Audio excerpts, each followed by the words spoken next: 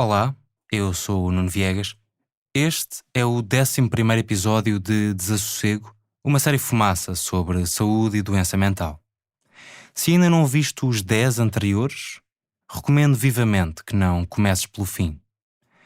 Como habitual, isto está escrito para ser ouvido com auriculares ou auscultadores. Reforço a recomendação.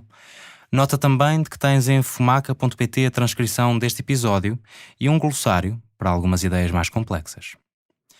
Ora, vamos ao episódio. Fica com Margarida David Cardoso. Estamos no início de janeiro, os primeiros dias de 2022. Pode gravar, faz favor de gravar. Recording in progress. Margarida Rangel parece revoltada. Fala muito rápido enquanto anda de um lado para o outro, para a frente e para trás dentro de casa.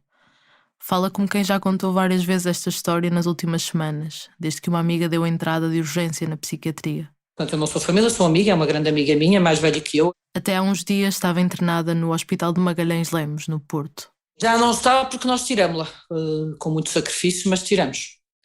Mariana Souza é mais calma na voz. A revolta parece igual. Pronto, uma pessoa faz o que acha que está certo, mas eu vou viver sempre um bocadinho com o potencial sentimento de culpa de que se eu tivesse tentado procurar outra forma de fazer as coisas, se calhar não tinham ficado tão más e ela não teria passado por aquilo. A amiga de Margarida Rangel é uma familiar próxima de Mariana Souza. Vamos manter as coisas vagas nestes termos porque desde que conhecemos Mariana e Margarida, que esta mulher de que falamos tem um diagnóstico de demência e não tem condições para nos dizer se aceita que falemos de si expondo-lhe a identidade. Então vamos chamar-lhe Beatriz. Está na casa dos 70 anos, foi agente de compras e por causa desse trabalho fala fluentemente inglês, viajava muito. Os primeiros sinais de alerta começaram a surgir cerca de um ano antes deste internamento.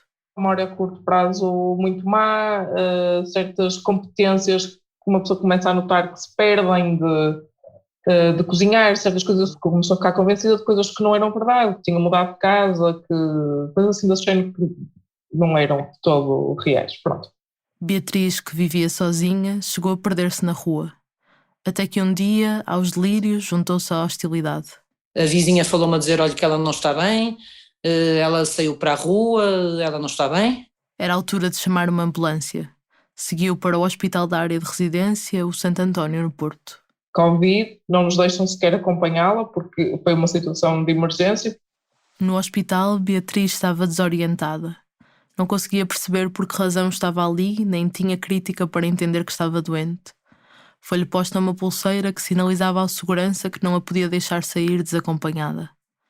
Mas o que Mariana Souza, a familiar, não compreendia era porque é que Beatriz continuava lá dentro sozinha, enquanto fazia exames para despistar complicações que não do foro mental, complicações orgânicas.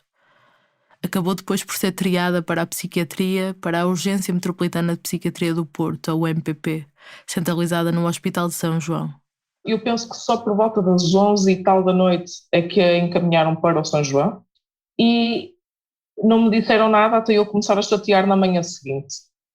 De manhã disseram que como eles não têm pessoal, olha, se houver pessoas com disponibilidade para estarem aqui a fazer companhia, nós até agradecemos porque nós não conseguimos estar em cima dos doentes. Se quiserem venham para aqui de comer, e nós fomos várias amigas, fomos-nos revezando. O único enfermeiro escalado na UMPP era partilhado com outros serviços, tanto ia como vinha, e ninguém assegurava a permanência. Ao início da noite, mais de 24 horas depois de ter sido admitida à urgência quanto a Margarida, Beatriz foi internada compulsivamente por rejeitar tratamento. Seguiu para o internamento da área de residência Magalhães Lemos. Que a mim me disseram, porque eu sou filha de médico, que era muito bom, que era uma coisa fácil e ligeira, que era um hospital especialista. E nós, na nossa inocência, deixamos.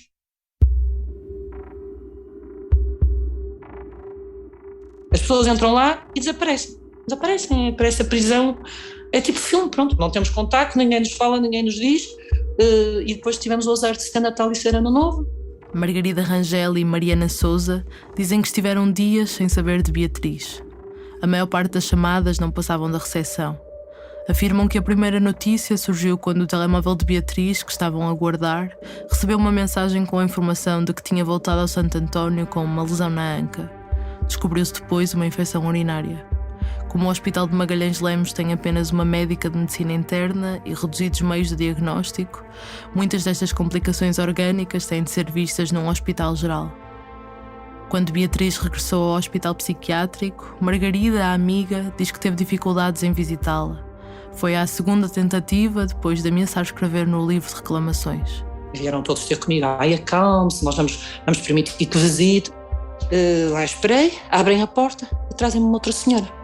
Uma senhora qualquer. Só lhe desculpe, essa não é a minha amiga. Essa senhora não sei quem é.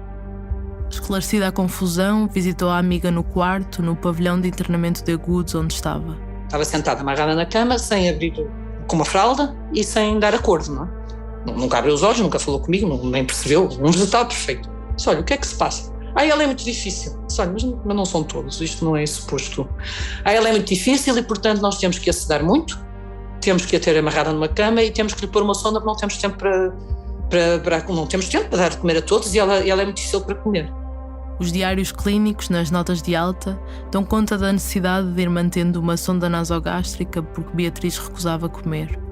O Conselho de Administração do hospital esclarece, e vou citar, que uma doente internada com um possível diagnóstico de demência, ou mesmo sem este diagnóstico, mas desta faixa etária e com o que se antevê pela descrição com uma intercorrência orgânica, frequentemente desenvolve um quadro confusional, que se pode manifestar por sintomatologia psiquiátrica, agitação, agressividade, alteração do sono, recusa alimentar e de cuidados, ausência de juízo crítico, oscilação entre sedação e agitação. Apesar destes sintomas serem explicados à família e cuidadores, continua, nem sempre são entendidos, assim como as medidas necessárias para o tratamento das alterações. Fim de citação. O hospital acrescenta que presta regularmente informações aos cuidadores e, embora a data, por causa da pandemia, tivesse um regime de visitas estabelecido, abria exceções sempre que necessário. Eu fui das últimas pessoas a ir lá visitá-lo. E quando fui, ora bem, eu quando cheguei lá foi quando nós começamos a ter a certeza de que era preciso ela sair de lá o mais rapidamente possível, porque eu quando me levam ao quarto onde ela está de fralda, amarrada à cama, com sonda nasogástrica e sem sequer conseguir abrir os olhos.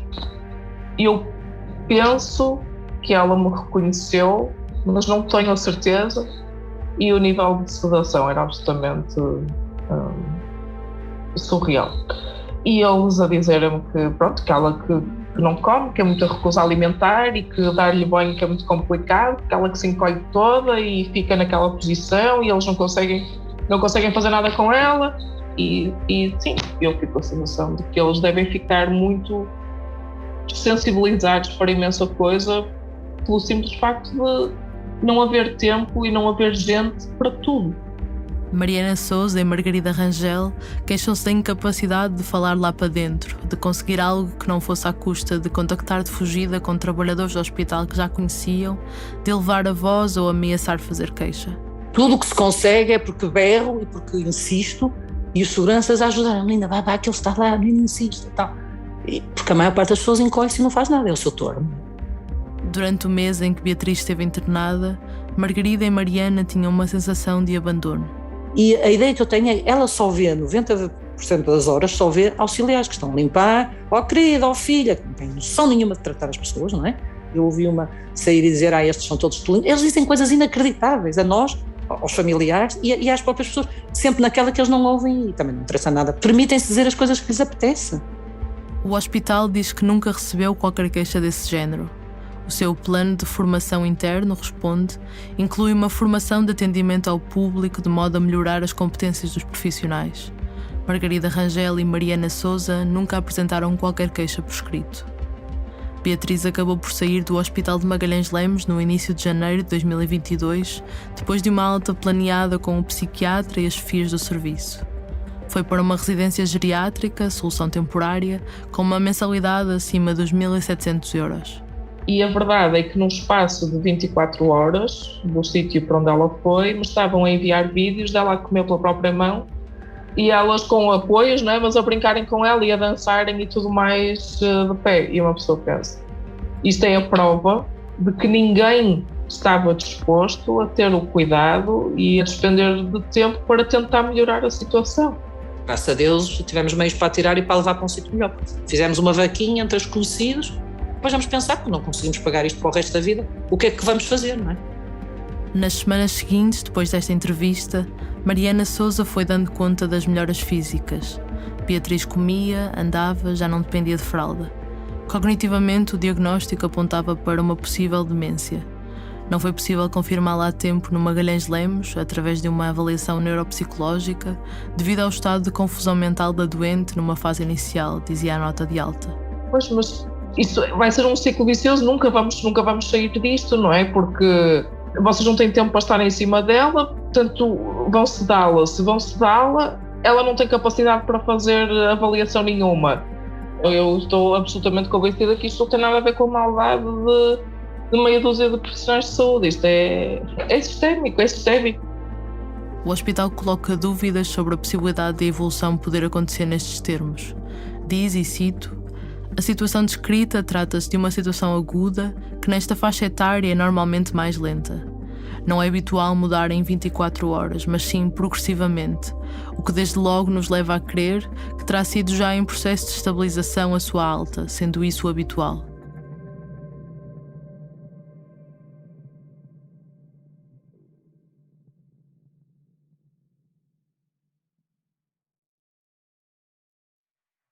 Não conseguimos confirmar que tudo o que Margarida e Mariana nos contam é verdade.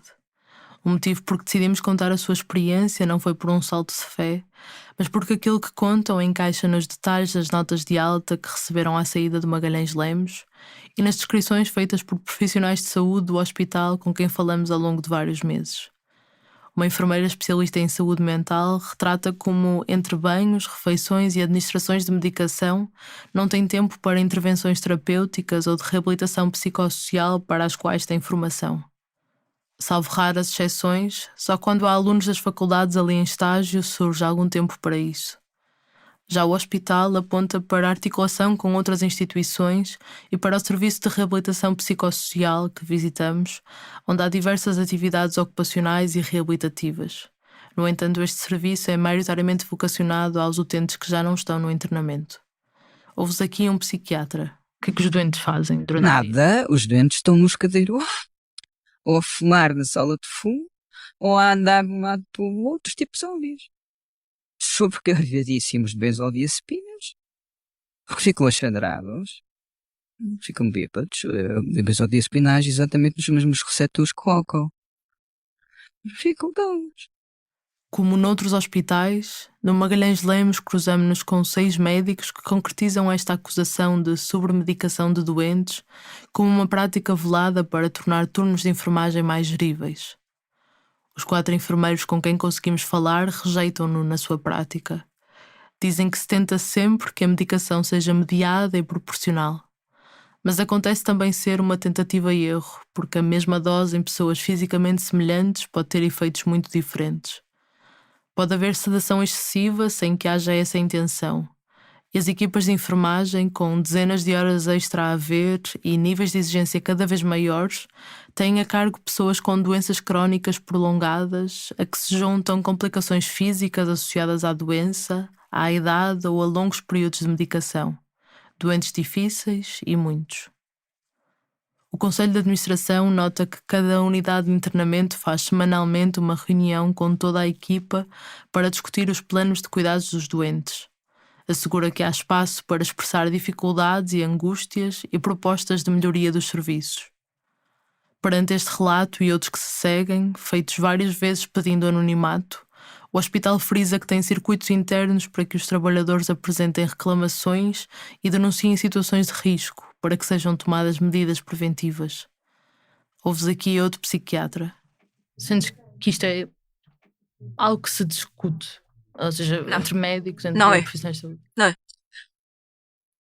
Não só no meio, como é, possivelmente, é capaz de ser dos piores assuntos que se pode colocar na mesa numa reunião de serviço. E acontece, e já aconteceu, haver na reunião de serviço colegas médicos que se sentem, de alguma forma, defraudados, ou que de alguma forma sentem que há coisas que não estão a ser muito bem feitas, nesse sentido, ou seja, deixa-se de medicação, medidas punitivas aplicadas a doentes, a gestão da comunicação com os doentes que não é muito adequada, este tipo de forma de lidar com os doentes à revelia do que são as orientações clínicas efetivas, quando é trazida por um médico, por exemplo, a uma reunião de serviço, que gera sempre discussão entre as enfermeiras de enfermagem e o chefe de serviço, que depois que geralmente é médico e, portanto, é que fica ali numa posição de mediar. 2 enfermeiros descrevem o uso de pequenos castigos temporários para evitar a quebra das regras do serviço. O consumo de drogas ilícitas, por exemplo, pode significar o fim das saídas ao exterior. É possível que uma equipa que está desgastada reaja de uma forma mais intempestiva a um determinado perfil de doentes que se prevê que cause mais problemas. Um doente, por exemplo, com antecedentes de toxicodependência. Em princípio, ou é muito possível disto ver-se com bastante frequência, vai ser mais sedado, vai ser tratado de uma forma um bocadinho mais hostil às vezes, os médicos vão ser mais pressionados para o sobremedicar, porque os enfermeiros também têm algum medo. Nem é dos doentes, é que nada possa acontecer. Se sente desprotegida. E ainda por cima, numa reunião de serviço, não encontra das outras equipas um ponto de contacto. E o que acontece é que depois, a forma como tu vives esta relação entre os elementos da equipa e entre ti próprio, os elementos da equipa e os doentes, acaba por ficar envenenada, de certa forma. Sim, mas depois há aí alguns sentimentos de desconfiança uns dos outros. Sim. Que... E são coisas que acontecem mesmo muito frequentemente no serviço. E em que eu nunca ouvi ser tida esta conversa. Eu nunca ouvi ser tida a conversa de ok, mas diga-me lá porque é que nós estamos a dar medicação a mais.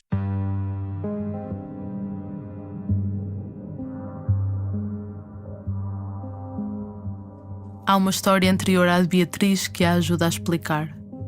É uma história sobre o Hospital de Magalhães Lemos e a forma como ele cresceu na última década. Embora se planeasse no papel reduzir a importância do seu internamento, segregado do resto da medicina, ele aumentou.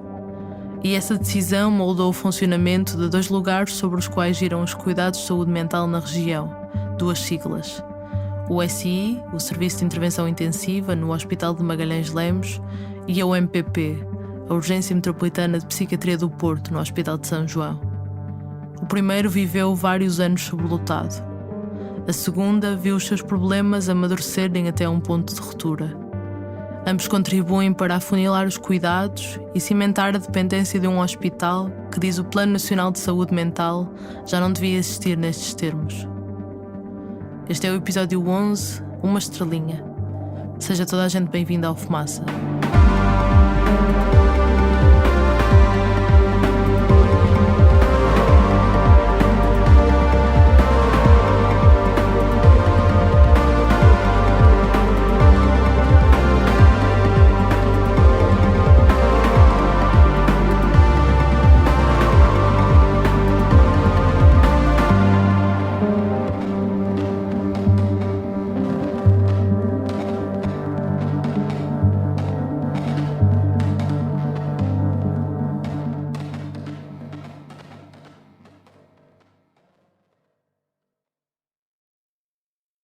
A 6 de dezembro de 2019, Marta Temido e Francisca Van Dunen, à data Ministras da Saúde e da Justiça, passavam de visita pelo Hospital de Magalhães Lemos no Porto. Inauguravam a primeira unidade na região norte para internar doentes inimputáveis em contexto hospitalar, que tirou 40 pessoas da clausura da velha clínica psiquiátrica da prisão de Santa Cruz do Bispo.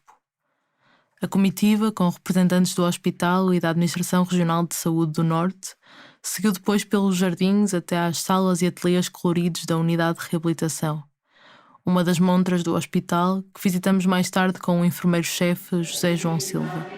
É o nosso ateliê de trabalhos manuais. Este é o nosso ateliê de carpintaria. É o espaço onde nós temos as peças que usamos para exposição. É um ateliê importante em termos do hospital. É o nosso ateliê de tipografia. Isto aqui é o nosso ateliê de cerâmica. É o ateliê de lavores. E aqui está o grupo coral a ensaiar. O nosso grupo coral. Nesse 6 de dezembro de 2019, a visita das ministras não passou pelo Serviço de Intervenção Intensiva. O SI é a porta de entrada do Magalhães Lemos, uma espécie de segunda urgência, onde as pessoas em estado hiperagudo devem estar os primeiros 3, 4, 5 dias até os seus comportamentos e estado clínico estabilizarem. Depois são distribuídas pelos pavilhões de internamento ou, se existir vaga, pelos hospitais de origem. É que em 2019 este espaço esteve várias vezes a rebentar pelas costuras.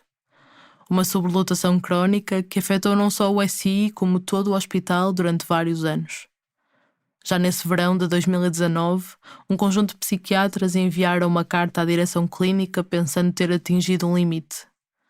Escreviam que, perante a falta de médicos, de camas, de espaço para tantos doentes, era impossível manter condições sanitárias mínimas e um tratamento condigno. Aumentava o risco clínico. Por falta de enfermeiros e de auxiliares, lia-se, os utentes mais vulneráveis ficam expostos a potenciais riscos de autonegligência ou exploração por terceiros. O próprio edifício não aguentava. Além desta exposição interna, construímos o retrato dos dias críticos do SI com o testemunho de 12 profissionais de saúde do hospital. Vais ouvir vozes anonimizadas de várias pessoas que só nesta condição aceitaram falar por temerem represálias. Aceitamos para tentar aceder ao que se passou no hospital público. Este é o seu retrato comum. Num espaço com lotação para 16 pessoas, chegaram a estar mais de 50 doentes em estado agudo. Era muitas vezes difícil separar pessoas em estados de agitação de pessoas deprimidas ou catatónicas. Quando se acabavam as camas, dormiam em poltronas na área de convívio, em cadeiras na sala de enfermagem, em colchões no chão. São 7 os médicos que o confirmam. 3 dizem que às vezes sem lençóis porque não havia mais. O Conselho de Administração nega-o. Diz que mesmo havendo em alguns dias sobrelotação de doentes, sempre lhes foi garantida uma cama para dormirem e que nunca teve nota de qualquer falta de roupa. Nós chegámos a ter 53 doentes num espaço vocacionado para 16. Programado estruturalmente para 16, chegámos a ter 53 doentes. A psiquiatra Ana Cerqueira é responsável do SI desde abril de 2019, um cargo sujeito às decisões da direção clínica. É também delegada sindical do Sindicato dos Médicos do Norte. Para acomodar os utentes extra, o hospital fazia esticar outras unidades de internamento e ia abrindo e fechando 2 acrescentos. Um internamento com mais de 20 camas, a que se chamou extensão, e um dormitório improvisado, o Plano C. O dito Plano C situava-se no sítio, espaço físico chamava-se Cuidados Especiais, onde se fazia as perfusões durante o dia, e à noite, aquelas camitas estavam livres, à noite os doentes iam, quer chovesse, quer nevasse, quer o temporal, saíam do SI, que estavam amontoados, e iam à chuva, deslocavam-se 100 e tal metros, para lá, para ir lá dormir, iam muito tarde, às vezes durante a noite também estavam sempre a chegar doentes, durante a noite iam para lá, e depois antes das 8 horas vinham, também quer chovesse, vinham para o SI onde ficavam amontoados. Esta psiquiatra sob anonimato fala da sua experiência em 2018. E que eu fiz uma coisa arranjada às 2 pancadas para enfiar pessoas. E mais uma vez, portanto, já era o terceiro espaço e a mesma equipa. Nem a extensão, nem o Plano C tinham médico, psicólogo ou assistente social adstritos. 3 psiquiatras admitem que podia demorar vários dias até conseguirem observar alguns dos doentes. Dizem que havia quem fizesse o internamento completo ali mesmo, sem chegar a ser transferido para uma unidade de internamento de facto. A administração nega-o. Incumpria-se largamente os prazos de transferência para os hospitais de origem. A administração confirma que continua a acontecer. Houve uma altura crítica do fim de verão de 2018 em que realmente as coisas estavam totalmente descontroladas. Os doentes que entravam eram admitidos. Passámos, se fosse preciso, 2, 3 semanas sem nunca serem vistos por um médico no internamento. Até alguém ter a capacidade de ver aquele doente. Nessa altura, era humanamente impossível ver os doentes todos, concorda Ana Cerqueira. E fazia-se um trabalho de urgência, sempre. Plano terapêutico, tratamento terapêutico, não. Fazia-se um trabalho de urgência ali. Porque estavam sempre a chegar, e tinham-se de fazer as admissões. Do SI, tentava-se treinar doentes tanto para os hospitais de origem como para as unidades de internamento do Magalhães Lemos, que estavam constantemente a ser esticadas. Carreavam-se transferências. E 3 médicos denunciam a pressão para rodar camas e dar altas mais rápido em todo o hospital. Há uma que eu me lembro perfeitamente que ela da doente do ter sido forçado. Que não considerei adequado, mas de facto fui pressionado a dar esse alta e isso pesa até hoje. Num dos pavilhões improvisados, com as equipas a mudar todos os dias, com a enfermagem em turnos de horas extra, era difícil conhecer de facto os doentes. As pessoas eram pseudotratadas, disse-nos esta psiquiatra. Aliás, a gente durante este período que dizia é que estávamos a praticar psiquiatria de catástrofe, no fundo. Porque realmente era assim, era a correr às emergências, não havia propriamente tempo para ver os doentes com calma, para pensar no caso, para pensar a longo prazo, no caso, para acontecer. E muitas vezes aconteciam circunstâncias de conflito, lutas, agressões dos doentes uns aos outros. O Conselho de Administração recusa que alguma vez tenha pressionado médicos para dar altas a doentes sem estarem estabilizados. A alta é, aliás, um processo de decisão de equipa, acrescenta, o que, diz, torna algo irreal a descrição que ouviste. O número de profissionais nunca acompanhou. Nunca acompanhou. E, portanto, era uma sorte. Nós, às vezes, dizia o Hospital Magalhães Lemos tem uma estrelinha. Porque nós dizíamos, atenção, na passagem de turno dizíamos, atenção, há 4 Antónios, 5 Claras, este está com uma camisola vermelha, aquele está com não sei quê. Não sei como é que não houve tantos erros. Não sei. Nós temos uma estrelinha, o Magalhães Lemos tem uma estrelinha, porque o risco era enorme. Corremos um risco muito, muito, muito grande.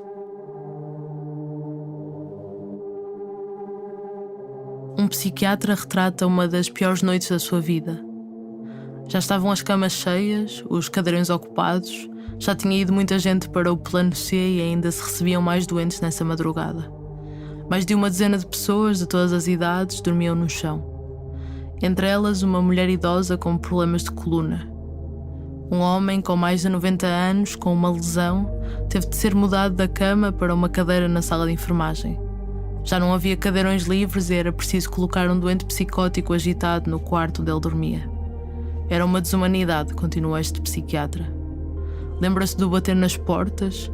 Tinha medo de passar pelos doentes, demenciados, psicóticos, desprotegidos, num ambiente hostil e sem condições para descansar.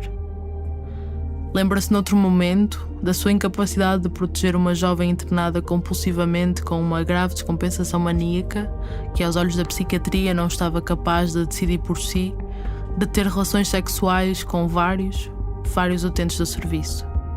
Descreve uma sensação de motim constante. A administração, garantindo que nunca faltaram camas, diz desconhecer este relato. Não consta das reclamações internas. Durante as noites deste período de sobrelotação, que terminou em 2020, entre as 8 da noite e as 8 da manhã, havia um médico para as cerca de 250 vagas oficiais de todo o hospital. Os enfermeiros, embora fossem sendo reforçados, não chegavam, diz Duarte Leal. Era um desses enfermeiros.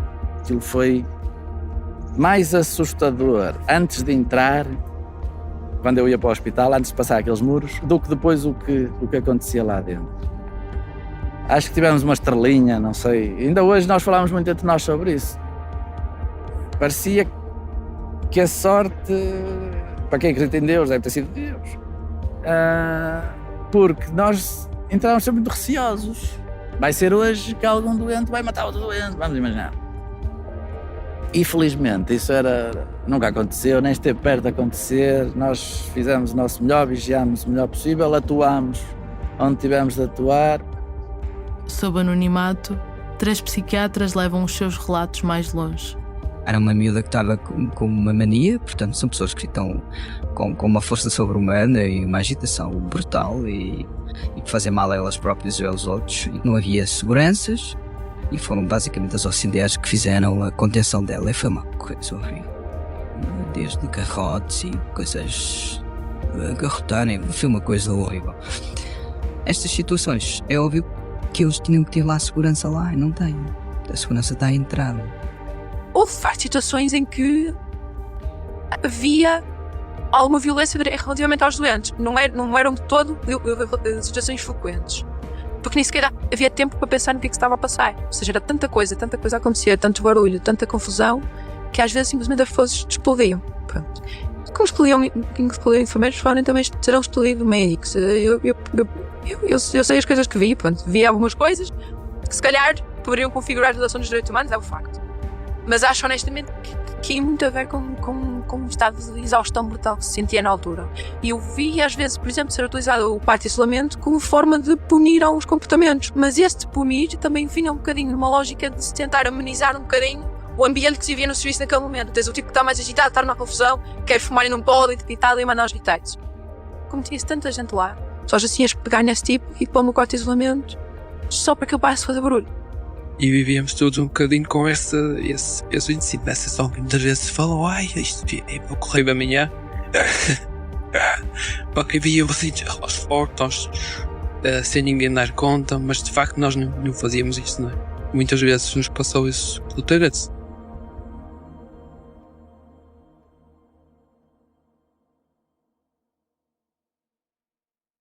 E isso é uma coisa que eu deixei, mas eu gostava, acho que é importante, que havia de facto violações de direitos humanos lá dentro.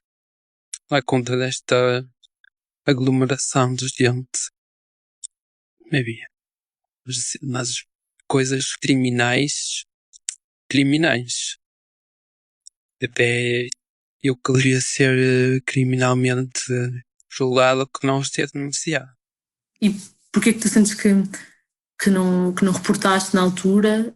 Nós vivíamos, nós estávamos ali, éramos objetos, ou seja, a nossa consciência ficava um bocadinho isolado.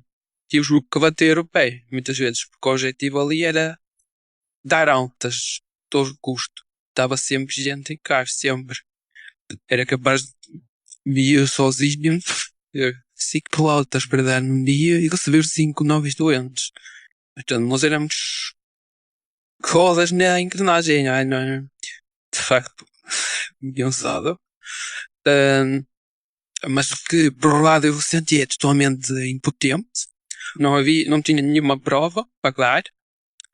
E sentia que se fizesse alguma espécie de denúncia ou de queixa, que poderia ter consequências em termos da minha carreira. Perguntamos a Ana Cerqueira, responsável do SI, e Sofia Gomes, a psiquiatra que com ela está de permanência no serviço, se concordam com os colegas que afirmam que, nessa altura, houve situações que configuravam maus tratos e abusos dos direitos humanos.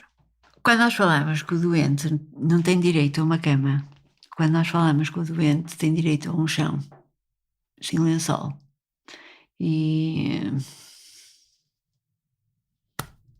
não é? Em que é internado e que não tem direito, porque, por impossibilidade mesmo, o médico, quando a pessoa que é internada está com uma expectativa e por direito tem que ter um médico, tem que ter um tratamento e não tinha. Se calhar sim, configura. E a questão é, não pode voltar atrás. É que é muito fácil isto de voltar atrás, muito fácil. Agora a luta é essa.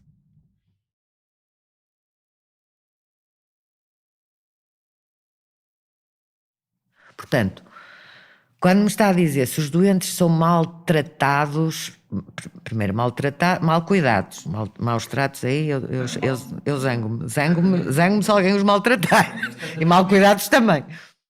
A psiquiatra Rosa Encarnação não era diretora clínica neste período de sobrelotação. Dirigia o serviço de psicogeriatria e em agosto de 2020 chegou a este cargo de gestão e chefia ao qual diz que nunca aspirou. Entrevistámo-la em abril de 2021. Reconhece a dificuldade de, naquela altura, olhar por toda a gente e admite que o nível de desgaste dos trabalhadores os punha a caminho do burnout. O que recusa é que tenha havido abusos generalizados. Eu não lhe posso garantir que um profissional... Agora, se algum de nós souber, tem um inquérito, isso no mínimo, e vai-se averiguar. Que tivesse passado essas marcas. Eu acho que isso já está um bocado longe, não é? Eu acho que se calhar já nem é... No meu tempo, se calhar algumas, mas eu acho que isso é mais pouco provável, percebe? A questão é... Eu lembro, é assim, uma contenção de um doente é uma coisa desagradável. Eu costumo dizer que vendo a torre dos coléricos para evitar uma coisa dessas, porque quando é preciso conter, é preciso conter. E já tive que conter doentes e também estive lá. Rosa Encarnação recusa que se pudesse ter falado em psiquiatria de catástrofe. Rejeita várias vezes o termo que lhe citamos uma vez. Eu tenho alguma dificuldade em entender. Acho que as pessoas não sabem muito bem o que é uma catástrofe. Porque assim, quando eu vejo quem atravessa o Mediterrâneo, quem foge de Cabo Delgado, quem é assassinado, quando caiu a ponte de Entre os Rios, Pedrógão Grande, isso é que é catástrofe. Para mim isso é que é catástrofe. Quando as pessoas não têm alimentação, não têm os cuidados básicos, não têm o mínimo de espaço sustentadamente. Porque uma coisa é, eu vou ser internado e durante 2 dias se calhar não consigo tomar banho nas mesmas horas que queria tomar. Eu costumo dizer isto quando tinha internos. Algum de vocês já esteve internado? É uma completa mudança e de perda de liberdade e de autonomia. Tem que se respeitar as regras, a roupa é diferente, podemos estar dependentes de nos mexerem, de todas essas coisas. E, portanto, essas pessoas que puderam estar internadas e que tiveram que ir de um lado para o outro e não sei quê, não sei quantos, nunca foram as mesmas durante muito tempo. Portanto, eu não considero isso catástrofe. Consideram que não sou os melhores cuidados.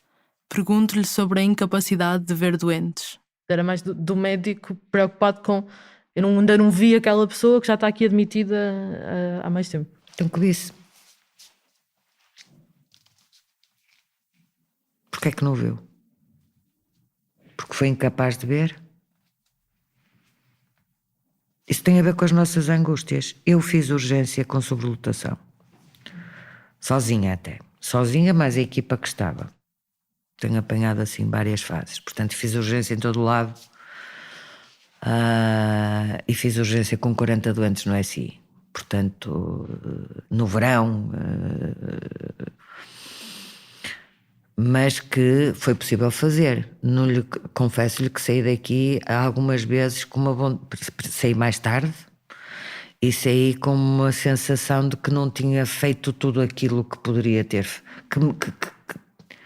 Mas com a sensação também da retaguarda que tinha do resto da equipa. Isto é trabalhar, não é trabalhar em boas condições. Catástrofe é que eu acho que é diferente, não é? Rosa Encarnação acha que falta alguma perspectiva histórica. Eu acredito muito no potencial da juventude, mas também nós não podemos esquecer a história e há coisas que é feitas de experiência. Eu comecei a trabalhar em 89, não havia centros de dia, não havia apoio domiciliário, não havia nada. Portanto, quando me fala disso de catástrofe, eu custa-me entender porque é lógico que eu costumo dizer, eu trilho ali o dedo na porta e posso desmaiar com dor. No outro dia posso trilhar e dizer, ai, e pronto. Portanto, a dor é uma coisa muito relativa e subjetiva ao momento em que nós estamos e de pessoa para pessoa.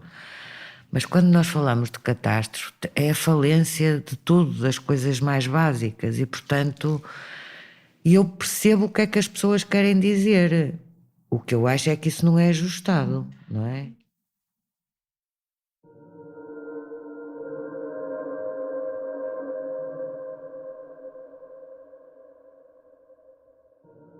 Esta sobrelotação terminou no início de 2020. O SI é hoje um serviço muito diferente desta descrição. Mas antes de irmos ao momento em que a sobrelotação deixou de o ser, é preciso perceber o que lhe deu origem. O Magalhães Lemos é responsável pela zona do Porto Ocidental, onde faz as vezes do Hospital de Santo António. É apenas a estes doentes que tem de garantir consulta, reabilitação, hospital de dia e internamento. Só essa área que é nossa. E que a essa nós comprometemos-nos a dar tudo o que temos. Mas depois, como alguém diz, somos barriga de aluguer para os internamentos de todos os serviços locais de saúde mental que não têm internamento. Até 2011, garantiam também um internamento a Matosinhos, Póvoa de Varzim, Vila do Conde, Santo Tirso e Trofa. Em 2011 houve uma reestruturação, portanto houve sempre um crescimento de procura e em 2011 o hospital decidiu reorganizar-se Nessa altura, à boleia das orientações do Plano Nacional de Saúde Mental, mais hospitais da região norte passavam a ter o seu próprio ambulatório, retirando essa responsabilidade ao Magalhães Lemos e permitindo que mais pessoas passassem a ser acompanhadas mais perto de casa. Já o internamento foi em sentido contrário. Em 2011, a área de influência do Magalhães Lemos aumentou, quase duplicando a população a que tinha que garantir vaga. Passou a incluir o Centro Hospitalar entre Douro e Voga, 5 concelhos de Santa Maria da Feira a Arouca, na fronteira com Viseu, que tinham passado, também por definição do plano, da tutela da Administração Regional de Saúde do Centro para a do Norte. E ainda os populosos concelhos de Gondomar e Famalicão. De cerca de 560 mil pessoas, passaram a ser mais de 1,1 milhões. Havia muita necessidade de internar agudos e, portanto, foram criados 2 serviços de agudos, que depois nesses serviços passam a ter residentes, porque os doentes nós não temos retaguarda para muitos deles, social, familiar, psiquiátrica, institucionalização psiquiátrica. Ana Cerqueira e Sofia Gomes. E então aí foi um pandemónio. Começou cada vez a vir mais doentes, a Feira, o Santis, Famalicão, nessa altura era Viana, Braga, Vila Real, dávamos resposta a tudo. Apesar de não ser da área metropolitana do Porto, o Magalhães Lemos ficava como retaguarda infinita, não é? A dependência de alguns hospitais resolveu-se, mas não a questão estrutural. Os cuidados fragmentaram-se para mais pessoas. Consulta num lado, internamento noutro. Faz comigo este percurso. Uma pessoa com um surto psicótico vinda do concelho de Oliveira das Meias, imagina, é vista uma primeira vez na urgência geral do Centro Hospitalar de Entre Douro e Voga, primeira equipa, que a envia para a Urgência Metropolitana de Psiquiatria do Porto, no São João, segunda equipa. Precisando de internamento, vai para o SI no Magalhães Lemos, terceira equipa. E ao fim de alguns dias é transferida para um dos serviços de internamento propriamente ditos do Hospital Psiquiátrico, quarta equipa. Quando estiver em condições de ter alta, volta a ser acompanhada em ambulatório pela sua equipa original no Hospital de Origem, quinta equipa. No espaço de 1 ou 2 semanas, esta pessoa é vista por 4 ou 5 equipas diferentes. Embora haja um registro, é provável que tenha de repetir a sua história várias vezes. O zigue-zaguear dificulta a continuidade dos cuidados e pode ainda reforçar momentaneamente os delírios persecutórios de quem se vê permanentemente de um lado para o outro. Só deveria ser assim até que fosse viável criar internamentos nos hospitais que ainda dependem do Magalhães Lemos. Embora há mais de 15 anos haja documentos oficiais sobre essa urgência, só o Plano de Recuperação e Resiliência desbloqueou, no final de 2021, as 2 obras consideradas mais prioritárias: o internamento em Santo Tirso, Centro Hospitalar do Médio Ave, e em Santa Maria da Feira, Centro Hospitalar entre Douro e Voga. Está ainda em avanço, segundo a ARS Norte, o internamento em Matosinhos, na Unidade Local de Saúde de Matosinhos, e o aumento do número de camas nos centros hospitalares Gaia Espinho, Trás-os-Montes e Alto Douro e no Hospital de Guimarães. Mas neste compasso de espera, enquanto o país acabava com a grande maioria das camas em hospitais psiquiátricos, como previsto no plano, o Magalhães Lemos passou de uma lotação total de 164 camas em 2005 para 265 em 2021. Durante anos, as taxas de ocupação foram sistematicamente superiores a 125%, escrevia em 2017 António Lauschner, então presidente do Conselho de Administração, sendo os recursos humanos praticamente os mesmos, acrescentava. Essa sobrelotação custou mesmo, de acordo com a administração, a acreditação internacional de qualidade dos cuidados que o hospital manteve até 2018.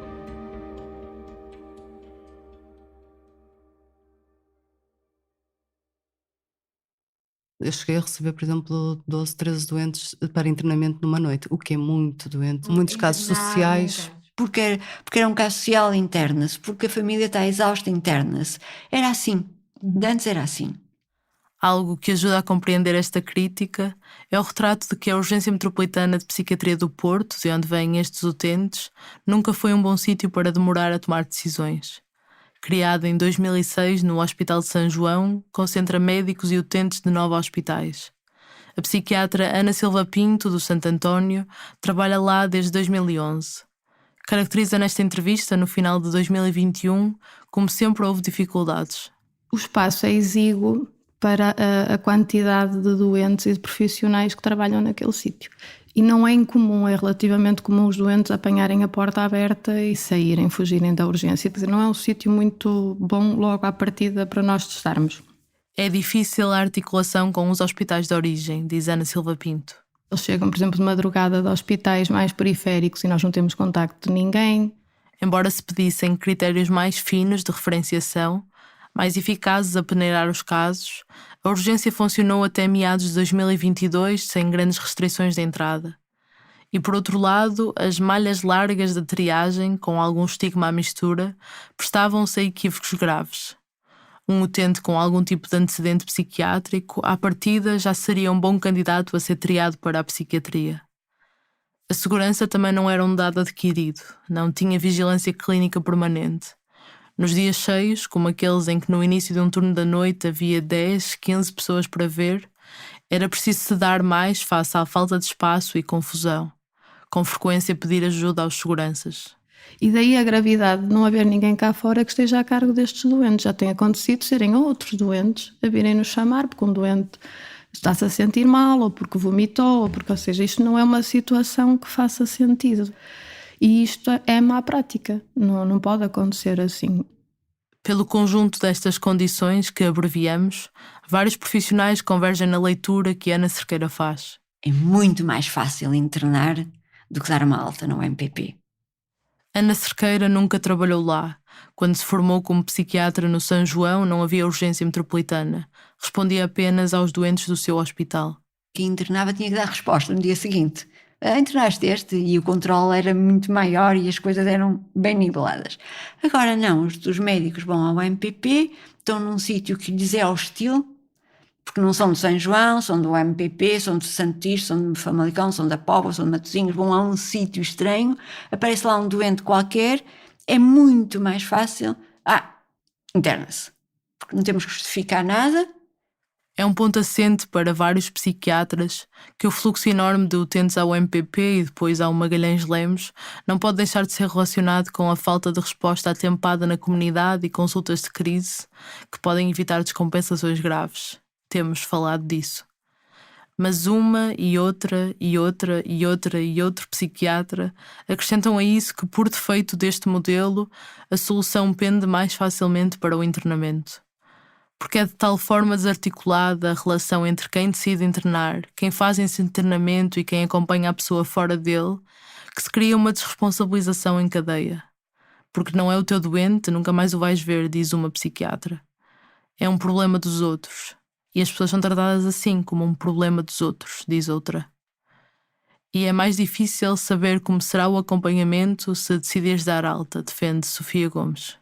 Temos um doente que até achamos que poderia ser, se fosse seguidinho na consulta, ok, vai ter que ter consultas todas as semanas, se for o caso. Agora, se a consulta é só daqui a 3, 4, 6 meses, 1 ano, fica difícil para o colega da UMPP que está ali e já viu que esta pessoa já recorreu à urgência na última semana 3 vezes, fica numa situação muito difícil também de gerir, é muito complicado, está na urgência metropolitana, é muito complicado. O MPP deve ser muito complicado. Deve ser, eu que faço uma luta direta ao MPP, compreendo que deve ser muito complicado trabalhar lá.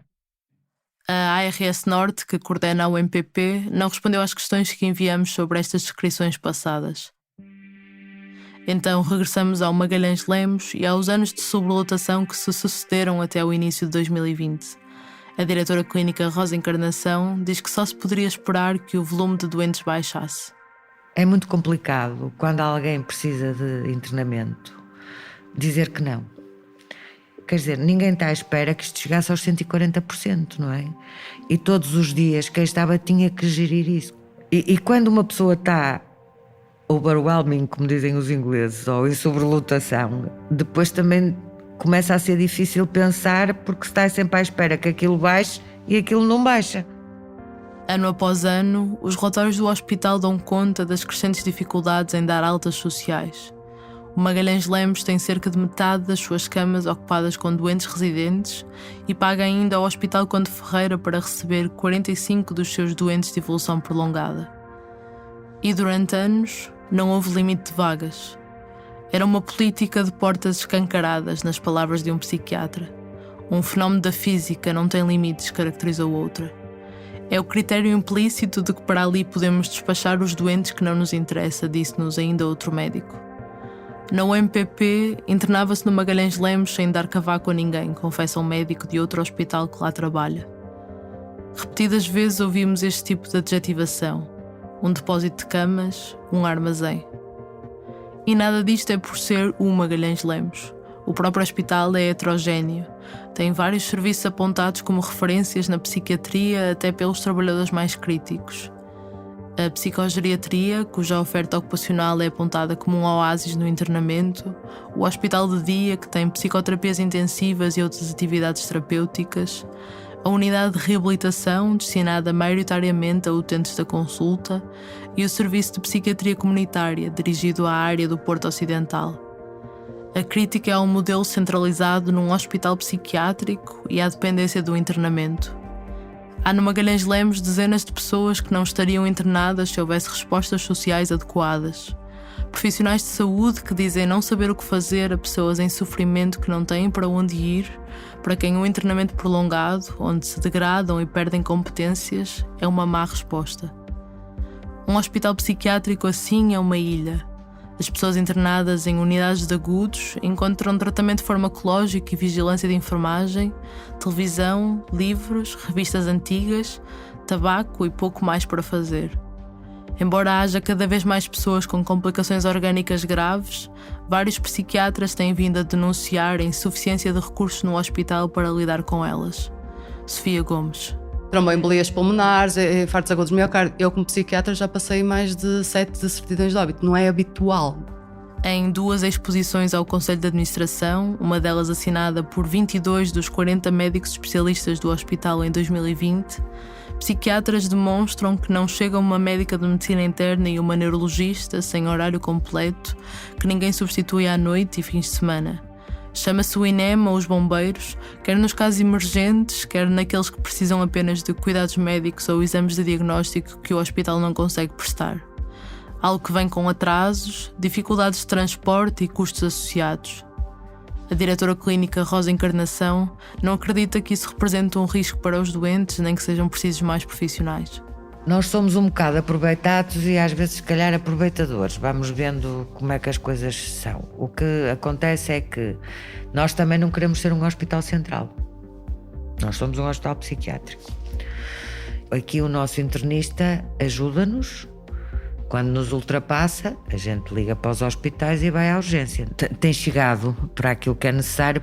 Nós se tivéssemos um serviço de medicina interna, não é?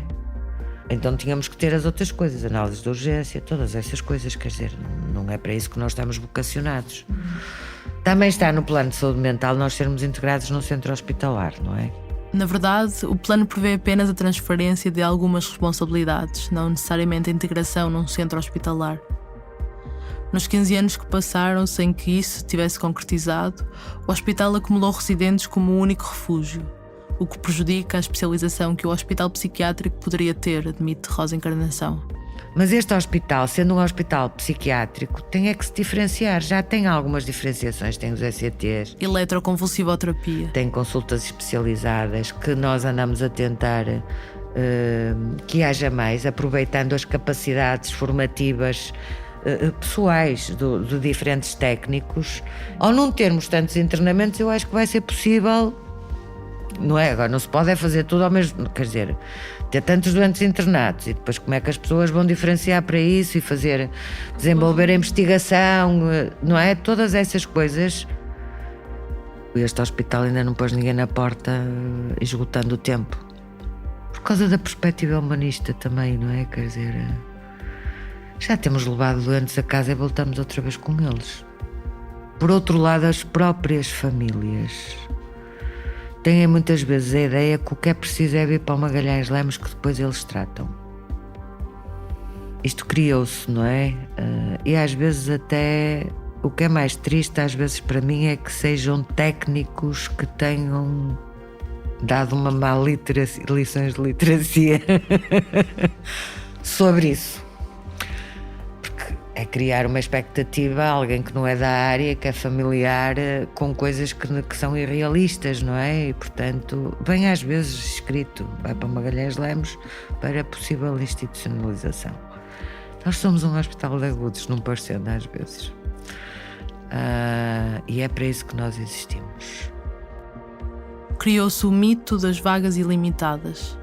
Um mito referido por vários profissionais que colocam o ónus de não o travar no hospital. A crítica vai assim.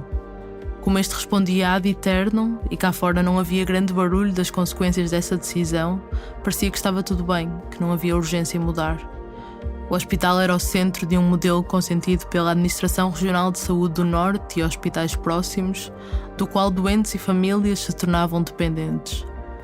O sistema nunca entupia, então nunca mudava. Só que o mito das vagas ilimitadas não era bem um mito.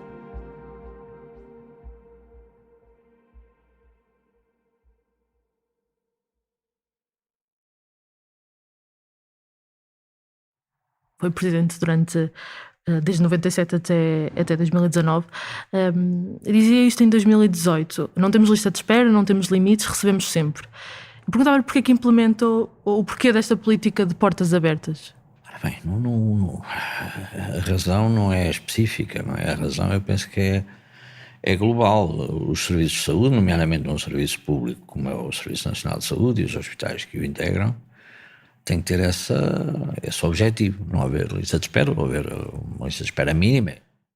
O psiquiatra António Lauschner teve as maiores responsabilidades pela gestão deste hospital durante mais de 22 anos.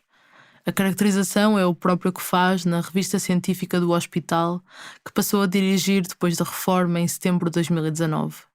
Continuou por perto de Magalhães Lemos, onde falamos, no edifício da administração em abril de 2021.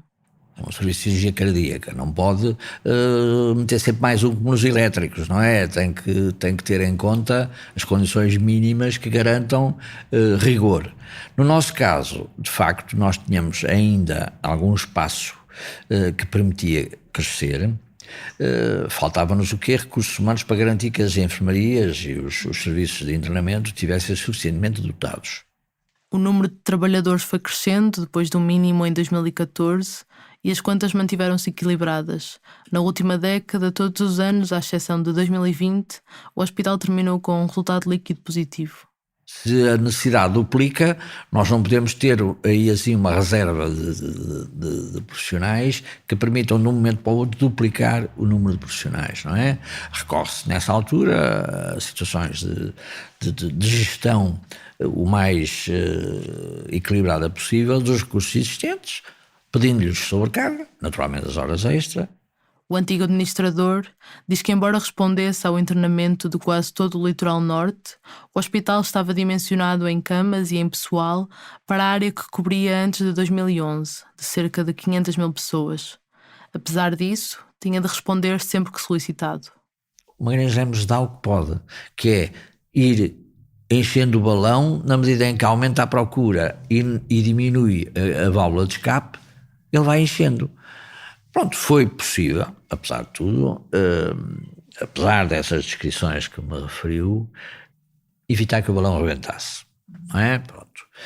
Diz-me assim, mas o balão estava mesmo. Se calhar esteve várias vezes. A solução é dizer, ponto final, chegámos às 220 camas, não entra mais ninguém, ficam na rua, vão para onde quiserem, mandam-nos para outro sítio, para outro país. Não é solução para um Serviço Nacional de Saúde. Não é? E os estabelecimentos do Serviço Nacional de Saúde têm a obrigação de dar a resposta de acordo com as necessidades das pessoas. Pronto, e da mesma maneira que às vezes parece que toda a gente sabe hoje em dia de epidemiologia, de vacinas, de virologia, de tudo mais, toda a gente dá opiniões sobre esse assunto, também, como facilmente se percebe, sobre questões de saúde mental, ainda mais gente. As pessoas têm que respeitar, antes de mais, também que quanto maior o nível de conhecimento, mais difícil é uma pessoa sem formação específica entender toda a dimensão. Porque em 2007, quando o plano sai, o relatório da Comissão que reestruturou os serviços sai, dizia que o Hospital Magalhães Lemos dava resposta às pessoas do Concelho do Porto, não é? Como já falamos, exceto aqueles freguesias que estão sob a alçada do São João, aos Concelhos de Matosinhos, Póvoa de Varzim, Vila de Conde, Santo Tirso, Estrofa e Famalicão. Isto até que seja viável a instalação de internamento nestes hospitais. Depois, em 2011, como falava, esta área ainda foi mais alargada. Mas como é que é possível, em mais de uma década, esta situação não ter sido alterada? É uma situação, vamos lá ver, a resposta mais simples é dizer porque as pessoas que têm essa responsabilidade de gerir o sistema no seu conjunto não foram suficientemente convincentes dos poderes públicos e até das gestões dos vários estabelecimentos hospitalares para os motivarem a criar essas condições. E aí inclui o Conselho Nacional?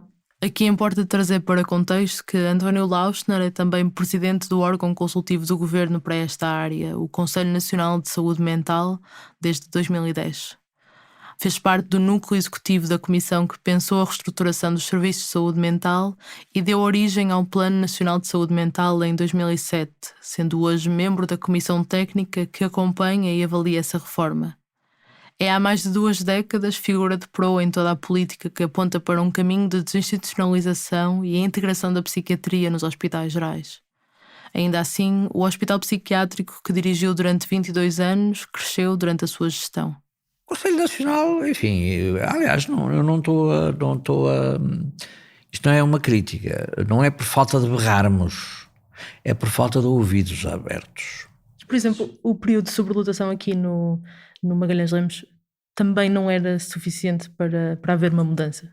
Ou não era grave o suficiente? Mas se a mudança dependesse apenas do Conselho de Administração de Magalhães Lemos ou de cada Conselho de Administração de per si, se calhar teria havido essa suficiência. Só que não depende só. Então depende de quem? Depende do Ministro e do Secretário de Estado? Pronto, depende naturalmente dos poderes públicos e quando eu digo isto é naturalmente o Ministério da Saúde que tem uma responsabilidade direta, mas também sabemos, e isto não é para isentar ninguém de culpas, é apenas para dizer que tudo depende dos momentos. E as prioridades são muitas vezes ditadas não exatamente por aquilo que é o que cada um no seu nicho consegue perceber, para quem naturalmente a prioridade maior é sempre a sua, mas aquilo que do ponto de vista da gestão coletiva se impõe.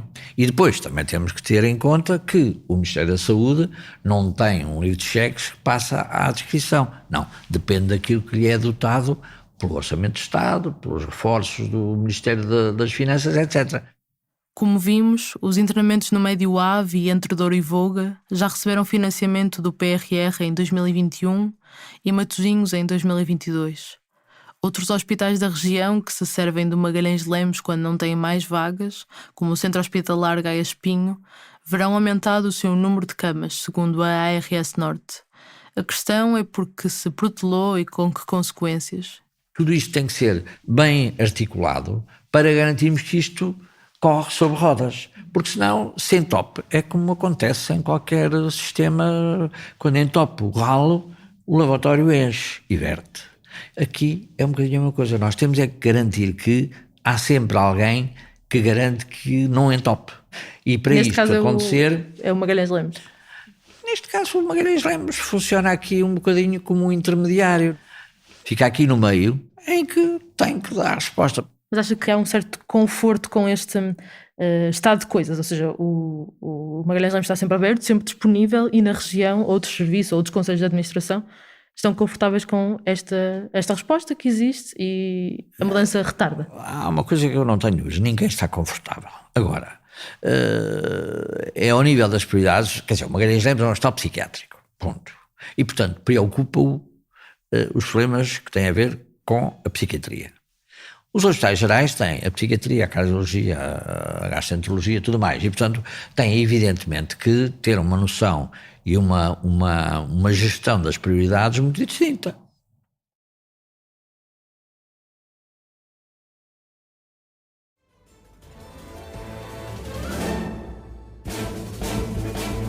Boa noite. Portugal está em estado de alerta, decisão tomada por causa do novo coronavírus. Este estado de alerta permite a adoção de medidas de caráter excepcional. A pandemia. E eu achei que aquilo era uma nesga de oportunidade para mim. Uma nesga de oportunidade de pôr as regras. No início de 2020, o SI estava novamente sobrelotado. Várias vezes já nesse ano, com mais do dobro dos internados para a lotação. A psiquiatra Ana Cerqueira, que fazia cerca de um ano como responsável, pega nas exigências de saúde pública para tentar fixar o cumprimento das vagas. Mandei para todos os hospitais, mandei para todo o Norte, a dizer que o Hospital Magalhães Lemos, por uma decisão da Autoridade de Saúde, e era pandemia, não podia estar em sobrelotação. A UMPP passa a depender de autorização para enviar doentes para internar. Tem agora de informar, contar a história e aguardar luz verde. Mas foi muito complicado. Criei anticorpos em todo o Norte. A UMPP, já em esforço, começa a forçar as suas costuras. Uma psiquiatra, antiga representante de equipa de uma das 9 instituições hospitalares que lá faz urgência, descreve o momento assim. Antes, o Magalhães Lemos recebia toda a gente ao ponto de nós termos vergonha de termos doentes naquelas condições. Agora não temos vagas. Os doentes ficam 24, 48 horas à espera na urgência, num sítio onde não há camas, há macas. Muitas vezes têm de ser sedados para aguentar aquela situação. Isto é tudo menos cuidar. Logo no verão de 2020, os responsáveis de equipa da UMPP expunham às FIAs hospitalares as condições insustentáveis criadas pelo que para eles era argumento novo da falta de vagas. Diziam ser absolutamente inaceitável a limitação de transferência de doentes. Do Magalhães Lemos, 22 médicos devolviam a sua versão sobre a sobrelotação sem limite de vagas, semelhante à denúncia interna de 2019. O problema não surgiu da pandemia, ela só tornou tudo mais barulhento. Foi mesmo muito mau. Era telefonemas muito violentos, os próprios serviços organizaram-se, vieram ao Hospital Magalhães Lemos pedir a minha demissão, ouvi o que quis e o que não quis. Alguns bem duros. O hospital tem estas camas e só podes pôr estas camas. E trabalhamos em rede, e trabalhamos em comboinho. Quer dizer, se não houver altas a jusante, eu não posso mandar de montante. Parecendo precisamente vir aliviar a pressão a jusante, passado um ano, em meados de 2021, surge no Magalhães Lemos uma nova placa. O anúncio da requalificação de um edifício, então devoluto, para internamento de retaguarda à UMPP. Uma obra planeada desde 2019, orçada em 1.800.000 euros, 85% financiada por fundos comunitários. É uma surpresa para a então coordenadora da urgência, Márcia Mota, e para a pessoa a quem ela pede explicações, o então coordenador de saúde mental da ARS Norte. Desde 2012 era Jorge Bolsa quem estava à frente deste órgão consultivo. Esta obra e esta aprovação não passou por si? Zero. Devo-lhe dizer que tomei conhecimento dela através de uma fotografia de um cartaz que me foi mostrado. Eu também. Porque eu, está a ver? Portanto, como vê, o nível às vezes de informação e de segredo com que as coisas são feitas é igual para si, que é jornalista, e é igual para e que está de fora, e é igual para o coordenador regional de saúde mental. Portanto, eu fui absolutamente surpreendido com isso, não é? E de facto, quer dizer, houve a oportunidade de fazer perguntas, mas também as respostas, devo-lhe dizer, não foram nada claras. Não cheguei a compreender, afinal, para que é que servia aquele edifício. Este edifício não seria, afinal, um penso rápido para acudir ao MPP. Nessa altura, foi o próprio Jorge Bolsa que o explicou num e-mail a Márcia Mota. Citação: a unidade em causa destina-se a doentes inimputáveis semelhante à já existente. A designação referida no anúncio foi a encontrada para obter financiamento comunitário. Fim de citação. Mas o que aconteceu na verdade é que as obras deste edifício serviram para transladar um serviço de internamento do Magalhães Lemos para no seu lugar se alojar outro serviço de internamento para por fim neste último lugar vago fazer crescer a unidade de utentes inimputáveis, aquela que Jorge Bolsa referiu no e-mail e que as ministras da Saúde e da Justiça visitaram no início deste episódio. O hospital explica que tem em fase de concurso no âmbito do PRR obras de requalificação de um outro edifício e houve de facto necessidade de fazer transitoriamente reafetação de espaços, criando condições para poder, em caso de necessidade, utilizar mais camas para o MPP. Como é que é possível a gente ter uma coisa, não é? Que é dita que é para uma coisa, que é para outra, embora, quer dizer, não há a ver. Estes fundos comunitários, as pessoas também não têm bem ideia de algumas coisas que são, como é que são geridas, não é? Tem uma certa ingenuidade também, às vezes. E, portanto, em mais do que uma coisa, às vezes tem que se fazer um pequeno ajuste para que as verbas possam ser utilizadas, não é? E, portanto, eu sabia disso e disse isso, não é? Quer dizer, portanto, foi isso que me foi dito e eu compreendi, aceitei isso como válido, porque eu sei que isso se trata muitas vezes dessa forma. Estas trocas originaram uma denúncia na Comissão de Coordenação e Desenvolvimento Regional do Norte, que gera os fundos do Norte 2020. Esta concluiu que não havia qualquer inconformidade. Quando as coisas começam a apertar com várias instituições, compreende, há uma coisa que toda a gente, como sabe, há uma expressão, vai-me desculpar eu dizer isto assim desta maneira simples, mas às vezes é assim uma forma simples que toda a gente percebe, toda a gente quer que se sacudir a água do capote.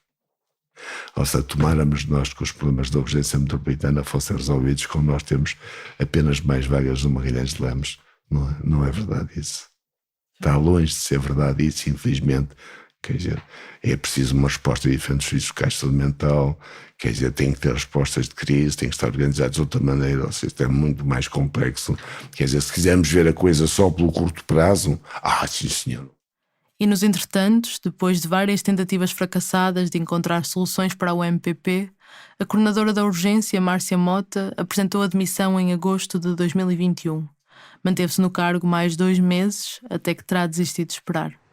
Primeiro foi o pedido de exoneração da coordenadora de urgência metropolitana de psiquiatria do Porto, a que se juntaram os outros clínicos em solidariedade. Sobrelotação do serviço de urgência, dificuldade de transferência dos utentes e falta de respostas por parte da tutela. Entre os vários problemas graves estão as limitações na transferência de doentes para o serviço de internamento de retaguarda de urgência do Hospital Magalhães Lemos. Apontam o dedo às dificuldades de comunicação com a ARS Norte e sublinham que por diversas ocasiões denunciaram a diferentes entidades a gravidade da situação, mas nunca obtiveram resposta.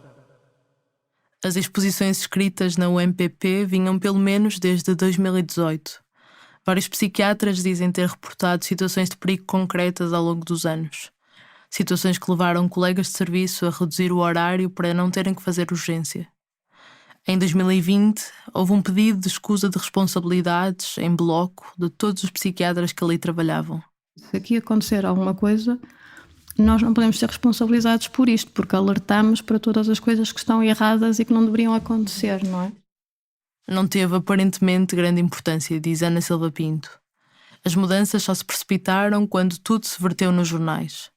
Jorge Bolsa, que recebia estas participações, entendia-se como parte da coordenação da UMPP, mas não com o poder para dar grande resolução às queixas. Numa reunião disse claramente não tem condições físicas para funcionar como urgência metropolitana, não é? Nós temos relatórios vários entregues à ARS. O problema é que depois as coisas não acontecem. Jorge Bolsa, que durante 10 anos dirigiu esta coordenação regional, diz que discorda, aliás, de todo o modelo. Do modelo que afunila os cuidados de urgência na UMPP, que dividiria por 2 urgências, uma em cada margem do Douro, e da relação de dependência com o Hospital de Magalhães Lemos. Eu penso que a forma como foi feita é essa para alimentar uma dependência. Porque se eu, como coordenador regional, tivesse tido a oportunidade de desenhar o modelo de intervenção e de apoio, pode ter a certeza que era completamente diferente. Que a articulação e a circulação dos pacientes era feita com a responsabilização do Serviço Local de Saúde Mental e não com a responsabilização do Hospital Magalhães Lemos, que assim cresceu de uma forma exponencial, na minha opinião, de forma totalmente desajustada e desarticulada. Pode ter a certeza que enquanto coordenador geral de saúde mental falei muitas vezes. Simplesmente as definições e os poderes depois são um bocado opacos, compreende? Eu quem toma as decisões não sei. Foi a tutela que tomou essa decisão e não me comunicaram nem me participaram porque é que ela foi feita assim.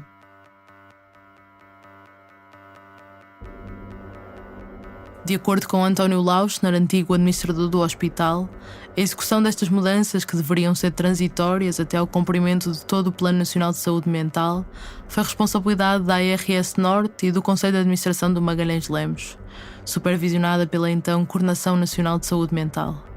O facto de se ter atrasado tantos anos a execução do plano como um todo não significou apenas um acrescento de uns anos a um hospital psiquiátrico, mas a consolidação da sua dependência durante mais de uma década, com um período de sobrelotação pelo meio. Na UMPP, as coisas só vieram a mudar já em 2022. As coordenações regionais ganharam, através do Decreto-Lei 113/2021, responsabilidades mais concretas. E Jorge Bolsa foi substituído em janeiro de 2022 por Pedro Morgado, psiquiatra no Hospital de Braga e investigador na Universidade do Minho, que já ouviste em episódios anteriores. Pedro Morgado apanhou em curso a reformulação do Regulamento da Urgência, que em julho fez entrar em vigor, introduzindo critérios de referenciação e uma triagem feita por médicos. Gravamos em agosto. Uma melhoria da estrutura funcional e uma melhoria da estrutura física levou a que os problemas se tenham reduzido e que, portanto, nós tenhamos hoje um serviço que é mais fluido. Mas será este modelo de urgência centralizada, com retaguarda num hospital psiquiátrico, a melhor resposta para os utentes? Nós continuamos a entender que há uma economia de recursos que depois são colocados ao serviço das pessoas quando nós centralizamos um serviço de atendimento urgente que se quer para um número de situações que não é assim tão significativo. O que é que nós temos que continuar a discutir? É se esta economia de recursos faz sentido para todas as pessoas que estão agora abrangidas. Se, por exemplo, as pessoas que estão nos extremos geográficos devem continuar integradas neste modelo ou se devemos começar a criar alternativas para essas pessoas. É a ideia plasmada no Plano Nacional de Saúde Mental que o Magalhães Lemos deve mingar até se dedicar exclusivamente aos utentes inimputáveis e ao cuidado dos chamados doentes difíceis, que exigem condições especiais de segurança, programas específicos e maior rácio de profissionais por utente. A sua própria dissolução no Hospital de Santo António tem sido uma ideia que vai e vem. No final de 2011, o Jornal Público dava como uma entusiasmada intenção da então direção da ARS Norte, partilhada pela administração do centro hospitalar. Nesse ano, António Lauschner, que dirigia o Magalhães Lemos, deixava claro que não achava que o momento era o mais adequado. Faltavam 5 anos para a primeira data prevista de conclusão do Plano Nacional de Saúde Mental e António Lauschner fazia a leitura de que, embora a tendência fosse para, e cito, a concentração de uma série de respostas generalizadas, há tarefas específicas para as quais os hospitais gerais não estão preparados.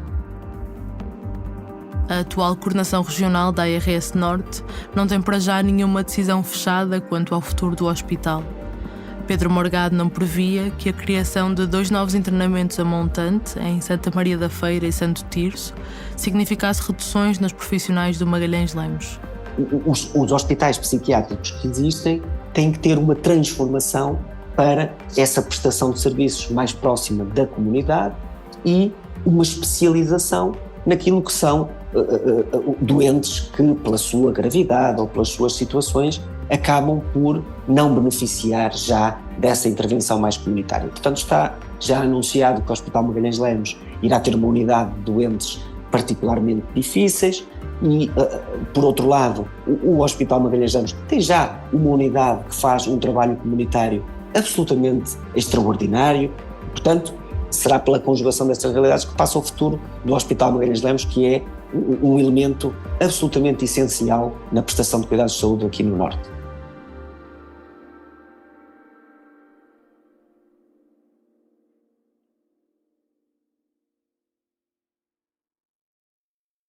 E a questão é, não pode voltar atrás. É que é muito fácil isto de voltar atrás, muito fácil. Agora a luta é essa. Pouco mais de um ano depois da nesga da oportunidade para travar a sobrelotação, que veio com a pandemia, voltou a abrir-se no Magalhães Lemos um internamento de camas extra no verão de 2021. O Plano C abriu por um fim de semana, pontualmente noutros a seguir, respondendo às ondas de afluência de utentes que se foram dissipando. Um ano depois, em junho de 2022, o Plano C voltou a abrir e, pelo menos até meados de outubro, não fechou. Este segundo serviço de utentes agudos em trânsito entre hospitais voltou a ser mantido por equipas rotativas. Quer para dentro, quer para fora, falar sobre isto é um caminho difícil. Um dos primeiros trabalhadores que abordamos dizia que ninguém quer ser o primeiro a falar. Um enfermeiro com poucos anos de hospital encontrava motivos para isso. Eu acho que ninguém te vai ser sincero a 100%, porque os meus colegas têm medo. Um enfermeiro mais velho viu-se incapaz de convencer outros a falar. Alguns temem represálias e têm razão, dizia. Sindicatos de enfermagem e alguns estudos académicos têm denunciado estratégias de assédio moral em várias instituições de saúde. Está descrita também pela academia uma tendência para a resignação, a autocensura, com medo de ser, entre aspas, queimado, prejudicado ou isolado com o rótulo de reivindicativo ou conflituoso. Por isso é tão difícil conhecer por dentro instituições nas quais os trabalhadores dependem de um pedido de autorização para dar entrevistas, da aprovação dos temas a abordar e onde se sentem empurrados para o anonimato ou para não deixar registro da nossa conversa. Foi o que aconteceu no Magalhães Lemos durante o ano em que o tentamos acompanhar. Pelo menos 8 psiquiatras caracterizaram o ambiente como castrador, opaco ou termos equivalentes. Vários denunciaram, como viria a tornar público um comunicado do Sindicato dos Médicos do Norte em novembro de 2021, favorecimento de alguns candidatos e falta de transparência no acesso a cargos de chefia. Lá dentro não se admite muita dissidência, diz um psiquiatra. Mas quando alguns faziam a exposição pública destas dores, entre elas ameaça de suspensão de férias aprovadas, processos disciplinares e a recusa em dar ordens por escrito, outros colegas sentiram-se completamente alheios a essa descrição. Uma médica com mais de 30 anos de casa dizia-nos na altura que o comunicado refletia o descontentamento de alguns médicos, mas não de todos. Para ela, e cito, que veste a camisola, é muito triste e angustiante ver o hospital arrastado para a lama desta forma. Começou a circular dias depois um abaixo-assinado que demarcava essa divisão interna, e assinalava a perplexidade e o desconforto de vários médicos com o comunicado do sindicato. Os signatários refutavam, e cito, as afirmações genéricas e abstratas que abarcam acusações graves contra o hospital. Questionavam como podiam ser proferidas dessa forma, com base numa única reunião onde nem toda a classe concordou ou sequer participou. O sindicato nunca se retratou da forma que estes médicos pediam e acabou a formar uma equipa de delegados sindicais que até então não existia. Ana Cerqueira tornou-se pouco tempo depois delegada sindical. A administração do hospital rejeita as acusações. Remete para o abaixo-assinado coletivo assinado pela maioria dos médicos do hospital, afirma. Acrescenta ainda, e cito, nem sempre as queixas de alguns têm como objetivo a melhoria dos cuidados ao doente e de melhor funcionamento das instituições. Novamente, nada disto é por ser o Magalhães Lemos. Das menores incursões que fizemos junto de trabalhadores do outro hospital psiquiátrico português, o Júlio de Matos, em Lisboa, retratos semelhantes surgiram dentro de uma instituição igualmente heterogénea, onde o que se passa num pavilhão pode não ser visível dos outros. No fim, esta história regressa sempre ao mesmo sítio, à tentativa de desinstitucionalização em curso há pelo menos 15 anos, que nunca se concretizou na criação de todas as estruturas previstas no Plano Nacional de Saúde Mental de 2007. Isso reflete-se nesta pequena escala em que nos debruçamos, no dia-a-dia de uma urgência metropolitana e na organização de um hospital psiquiátrico que é a barriga de aluguer de toda uma região. Nos picos de afluência, ambos se tornam curtos perante as insuficiências a montante e ineficazes a lidar com o que deixa de ser saúde e passa a ser social. Só o Plano de Recuperação e Resiliência começou a desbloquear, no final de 2021, algumas das obras que há 15 anos se definiram politicamente como uma urgência. Mas embora a pandemia tenha exposto algumas das fragilidades, a prevenção e tratamento da doença mental, carente de investimento, já o exigia de forma tão urgente antes como agora. Pelas dificuldades de respostas nos cuidados primários, pela míngua de psicólogos, assistentes sociais, terapeutas ocupacionais e enfermeiros especialistas, pela ausência de cuidados continuados e oportunidades de reabilitação, pela necessidade de remodelar condições existentes e criar as que se sabem necessárias, pela falta de autonomia para implementar o que estava escrito e acordado. Para perceber por que se protelaram e engavetaram decisões tomadas, vamos finalmente ao percurso político do Plano Nacional de Saúde Mental. Uma reforma psiquiátrica bem feita é dos processos de mudança social mais complexos que existe. É fazer tudo quase de pernas para o ar. Acha que houve doentes que ficaram sem alternativas? Quer dizer, não ficaram sem alternativas, porque a única coisa o único critério que foi exigido é um lugarzinho. Isto é pouco. Uma cama. Onde é que há camas vagas? Há muitas perguntas que ficam por responder. As opções que foram tomadas no sentido de pôr uma carruagem a rolar quando eram precisos 3 carris e só estava um ainda, ou nenhum até, em funcionamento. Foi um susto que aconteceu. A saúde levou cortes que nem a Troika lhes tinha posto, não é? Quer dizer, eu negociei a Troika, não é? Isso é que ela estava anunciada, isso é que cortaram. Sempre que lhe perguntava, ele dizia: o plano é uma coisa fantástica, o plano de saúde mental é um ótimo plano. Houve só um problema, é que ele nunca fez nada que ajudasse a implementar o plano. O modelo de financiamento do internamento, em termos de saúde mental, eu poderia dizer que é o mais perverso de todos.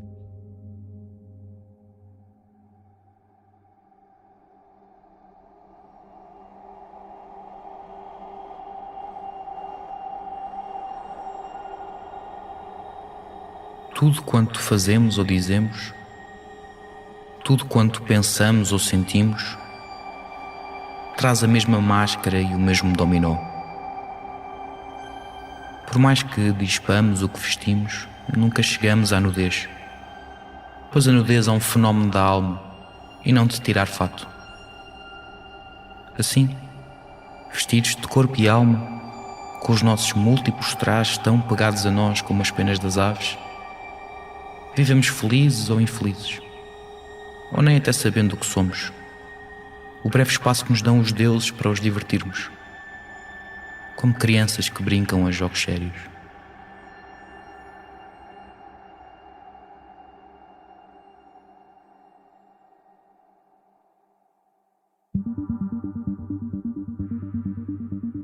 Acabaste de ouvir Uma Estrelinha, o 11º episódio da série Desassossego.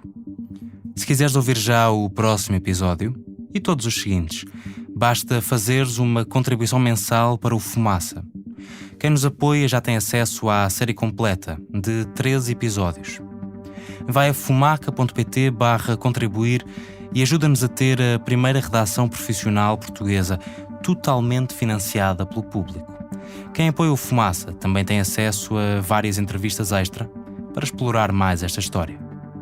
Durante o episódio, ouviste trabalhos jornalísticos da RTP, TVI, Porto Canal, SIC e TSF. Este episódio foi escrito pela Margarida David Cardoso, que fez a reportagem e investigação da série. O Bernardo Afonso editou o episódio e ainda fez investigação, compôs e interpretou a banda sonora original, fez edição de som e sound design. É também ele que leu os excertos do Livro do Desassossego, de Bernardo Soares. O Pedro Miguel Santos ficou com a revisão de texto. Eu, Nuno Viegas, fiz a verificação de factos. A Joana Batista criou a identidade visual, a Maria Almeida e o Ricardo Esteves Ribeiro a estratégia de marketing. O Fred Rocha fez o desenvolvimento web.